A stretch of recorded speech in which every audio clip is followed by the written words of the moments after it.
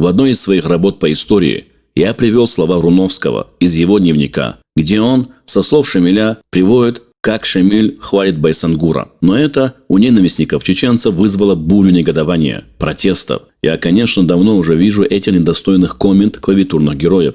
Они громко кричат, что чеченцы националисты, а сами сидят глубоко в этой грязи. Им не понравилось, что Шамиль похвалил Байсангура. На почве национализма они проклинают и считают это ложью. Не буду делать долгое вступление. Я хочу ответить нескольким ненавистникам чеченцев. Этот ответ я делаю для того, чтобы, во-первых, сохранить историю, и, во-вторых, чтобы любой чеченец, который столкнется вот с такими ущербными нелюдьми, мог ссылаться на это видео, чтобы отправить доказательства. Часто встречаются комментарии, что Байсангур сдался. Вот таким ненавистникам чеченцев дайте пощечину этим видео.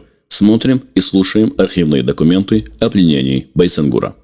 Марта 20-го дня 1861 года беноевский житель Байсангур по суду, произведенному на основании полевых уголовных законов, оказался виновным в измене русскому правительству, произведении возмущения между ичкерийцами и другими горцами с целью, тут старое слово русское использовано, скажем, с целью отсоединиться от подданства России и в упорном сопротивлении с оружием в руках при взятии его нашими войсками. Тут мы уже видим, что Байсангур сражался до конца, что он упорно сражался, пока его не взяли в плен. В упорном сопротивлении с оружием в руках при взятии его нашими войсками, а потому я конфирмовал, то есть принял решение, это старое слово, конфирмовал русское, подсудимого Байсангура казнить смертью, повесить, о чем и объявляю по войскам Кавказской армии. Подлинно подписал главнокомандующий генерал-фельдмаршал князь Борятинский.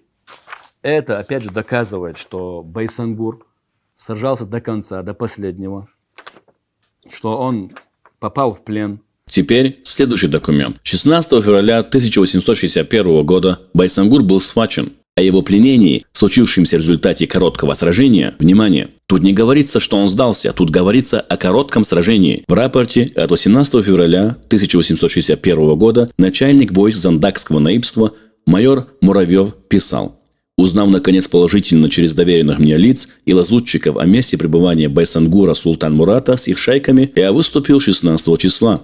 Они были тотчас сбиты, оставив одного раненого и двух пленных, в том числе Байсангура, виновника возмущения. Военно-полевой суд приговорил Байсангура к смертной казни через повешение. Приговор был приведен в исполнение. Тело тайно предано земле». И это будет сохранено, иншаллах, для того, чтобы для людей, которые болеют национализмом, людей, которые делают нападки на героев, видели и знали, что их ложь не пройдет. Потому что тут есть уже архивные документы, которые, наоборот, показывают, что горе-комментаторы на самом деле лжецы.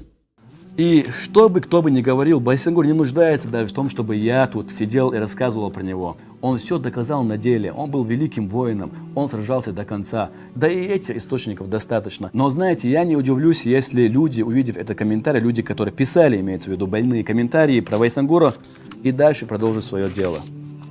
А я считаю, что для разумных и для людей, которые признают факты, людей, которые признают правду, этого достаточно. Мир вам и милость Аллаха.